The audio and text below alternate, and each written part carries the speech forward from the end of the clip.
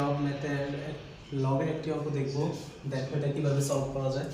প্রথম হচ্ছে আমাদের এখানে আছে লগ ভিত্তিক 8 x ইকুয়াল হচ্ছে কত 3 1/3।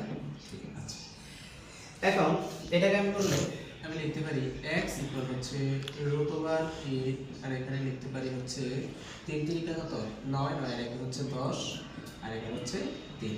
ওকে, এখানে লিখতে পারি x ইকুয়াল হচ্ছে √8। এখানে আমরা জানি √8 যদি আমি 8 দেই তাহলে আমার আসে হচ্ছে 2√2। ওকে, এখানে আমি লিখব হচ্ছে 2√2।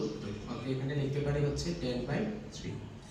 এবার x ইকুয়াল এটাকে দেখো এখানে যদি আমি করি 2 × 2।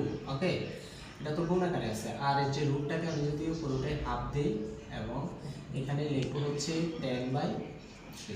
ঠিক আছে, পাওয়ারে তো x ইকুয়াল হচ্ছে দেখো আমি যদি এটা করি এটার উপরে মনে মনে কিছু না থাকলে একটা 1 আছে। ঠিক আছে, একটা 1 মনে মনে ধরে নিতে হবে। ওকে, তাহলে এখান থেকে যদি আমি 2 নেই, বেস আমি 2 নেই, তাহলে আমি জানি গুণের বেলা পাওয়ারগুলো যোগ হয়। ওকে, গুণের বেলা যদি পাওয়ারগুলো যোগ হয় তাহলে আমি এখানে লিখতে পারি যে 1 প্লাস হচ্ছে হাফ। ওকে, লিখতে পারি হচ্ছে 10/3।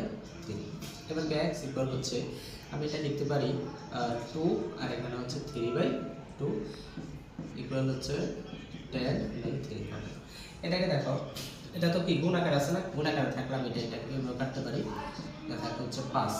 তাহলে x ইকুয়াল হচ্ছে 2 টু দি পাওয়ার 5। তাহলে x ইকুয়াল হচ্ছে 32। এটা হচ্ছে অ্যান্সার।